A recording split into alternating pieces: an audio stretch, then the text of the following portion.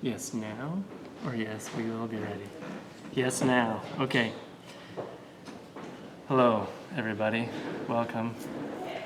Let's take a little time and talk about these here Storm of Magic. Storm of Magic? Storm of Magic models.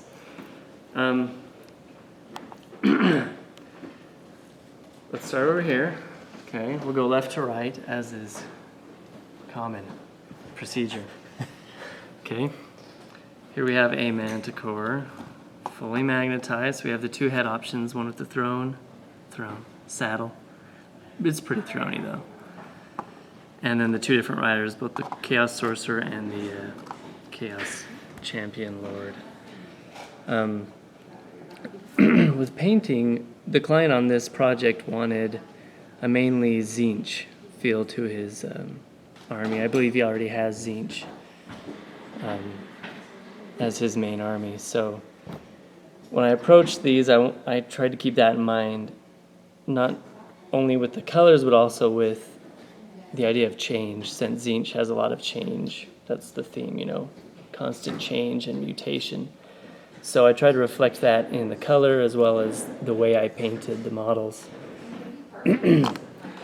So everything kind of has a subtle magical feel to it, whether it's a weapon or a shield or armor or skin. Specifically, things like on this guy's robe, how it subtly changes from subtle colors of greenish blue to, you know, darker blues and a little more green. So you're not always sure what color it is, but it's always, you know, it's a fluid color. And I did kind of a similar thing with the armor. I wanted it to be magical and Tzeentch-like, but not too colorful. Kind of subtle changes. So there's bits of blue and, you know, different metallic colors that you can see throughout of it. With the manticore, this one was a lot of fun because there's not really a standard set color for the manticore. It's a magical creature, but throughout the books and the images online, Games Workshop doesn't have a set way of painting it. So I went for something that I felt was magical and colorful, but I didn't want it to be so colorful that it was like Rainbow Bright time. So I went with kind of a subtly purple, you know. There's a little bit of some stronger pinks in there. Maybe I shouldn't say pink because people don't like pink. There's some subtle lighter purples, some brighter purples there. One of my favorite parts, one of the funnest things is, see if you can see this, on the hide, there's a bit of whatever that's called. What's that called in the animal world? I guess it's spotted, unless there's some technical term for it, but kind of a spotted hide, various purples on there, so that they're there, but they're not like a different color where, you know, it's so crazy contrast with the color that it blows your mind to look at it. I tried to reflect the poisonous nature of the tail with some, you know, greenish putrescence there. And I always like to bring out on a model, I like the eyes and the face to be the most striking. So on this particular model, I chose a nice contrasting color on the eyes, brought them really high, you know, picked out the teeth so that it really just grabs your attention when you look at the model as a whole. I should probably put the head on, right? While we're looking at it.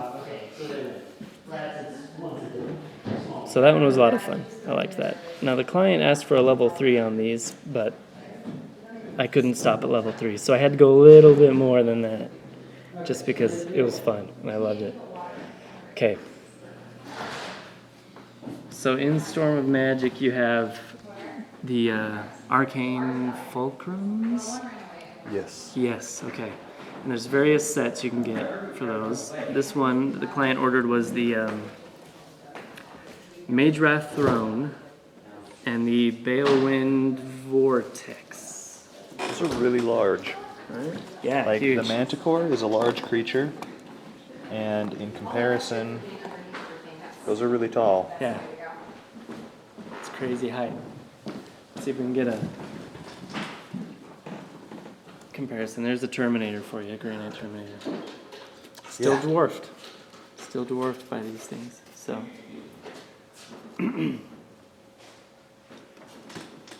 All right. Keeping with the Zinch bluish turquoise green on this Balewind Vortex, on this whirlwind, I kept those colors as a main color throughout it. It was fun to paint. That's all I have to say about this one. It's just cool. Who doesn't want to paint a whirlwind, for crying out loud? Like a magical whirlwind even. That makes it better. Awesome screaming faces throughout it. Oh, that's cool. I didn't even notice that. Yeah, I like that. Just a nice subtle touch to it.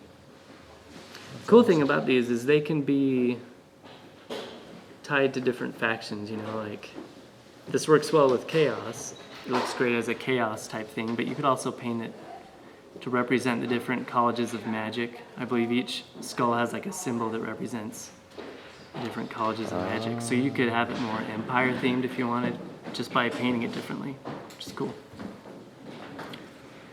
And as we all know, Games Workshop, every army's icon is a skull, so if it has a skull on it, it can work for any army pretty much. Okay, the Mage Wrath throne. I want to know what huge dude is sitting on this throne because it's ginormous. It's like G.I. Joe size. Yeah. Maybe that's what it is. Maybe it's a G.I. Joe throne. Get a little Cobra action. Okay. This one's pretty straightforward. You know, golden, magical throne atop pillar of skulls. But I tried to incorporate some subtle niceties like, you know, some mossy green growth on the rocks. So it looks old and like it's been around for a while. And one of my favorite things to do with metallics is keep your eyes interested, because there's a temptation to just, if something's going to be brass, you're going to just paint it like it's brass. But I love doing things where you have some variations on the metal, where maybe this is brass, but maybe it's an aged steel, or who knows, you know. I enjoy doing that on metals a lot. Okay, maybe this is like a magical toilet, and that's what the throne is. Anyway, just a thought. Flushes the winds of magic, you know what I mean? Okay. Okay, let's move on to, we're gonna keep this little guy for last, because he's one of my favorites. Okay, so Galrock. This conversion is so that you can use it as Galrock by himself, or you can, you know, put the little mounted Chaos Hero on there. And now it's just a Chaos Dragon as a mount. I did a similar thing with the hero as I did with the others. So incorporated subtle colors into the armor, so there's still a feeling of Zinch going on in there. Some nice glowing eyes on the shield.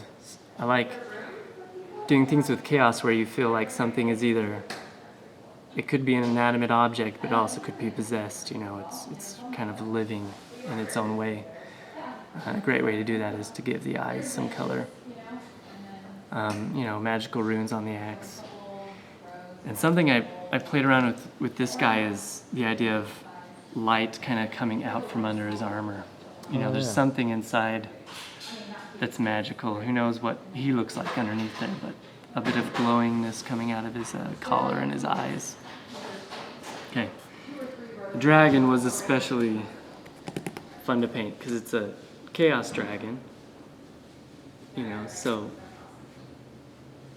what I really wanted to do with this is reflect a lot of color, but also keep it grim and dark and, you know, imposing. Because if I just went crazy rainbow color, it would have been, I don't know, it's not very intimidating if it's like, here comes the rainbow dragon to burn your crops, maybe. Or maybe he'll grow your crops because he's nice, because he's a rainbow dragon. So, Gumdrops and puppies. right, he poops out rainbows. Anyway, so I kept him dark, right? but still keeping colors in there. And I think this is, out of everything, this has the most variation on color. We've got orange and purple and red and blue and green. And then throughout it, there's kind of this opposed color idea of warms and cools. So if we look at like starting at the legs, one leg has an overall kind of a cool feel to it, whereas the other one has a little warmer feel. And then I brought that all together with the heads in particular, this one being dominantly warm and dominantly cool, but then with their eyes, I switched it out so that it really brings contrast to the face again. That's usually the most important part of a model that you really want to bring attention to. So we've got a cool color for the eyes and the tongue, and warm colors here on the eyes and the tongue. I love glowing eyes. Who doesn't love glowing eyes on a magical creature? Okay. All right. Here's this dude. This was the highest level model in the group. So this is the new Citadel Fine Cast Warriors of Chaos Sorcerer. Came out with the Storm of Magic expansion. And he almost makes me think of Lord Voldemort with horns. Yeah. So I painted him all pale skin-like, which may be how they do it, I think, as well. But anyway, that just makes him creepy, to be pale and gross and hideous. Again, with the armor, I did subtle changes of color and metallics. So some areas are more bright than others and almost silver in color. And then on the staff, reflecting Zinch with the change of color. Nice glowing eyes. You always have to have burning, glowing eyes. And I find if you want something to be particularly creepy, you don't give it pupils. Because that's where you want to look on somebody. When you meet somebody, you look at their eyes and you're welcomed by their eyes. But when you look at somebody, they don't have pupils. Something's really unsettling about that. So I left that off this model to give them a blank, creepy look. And then on the base, they've modeled this really cool broken up stone thing. So I incorporated some change of color in there, almost as if he's pulling magic from the very ground. And that's that not he's our standing assembly, on. that's Games Workshop. Right, yeah, That's Games part of the Workshop, base. that is the base that he comes with. So yeah. And that is that. Yeah, I was really skeptical of this figure when I first saw it in the package, because it's fine cast and whatever, but it just didn't look like it had that much detail on it. Oh yeah, definitely. It's not like there's not as many little doodads, as say this guy, who has little chaos emblems all over and skulls and ornate little whatever that work is called, etching into his armor and things like that. But I don't know, there's something simple and elegant about that guy, which makes him alluringly creepy. Yeah, I really like it. And, almost like you'd want to trust him.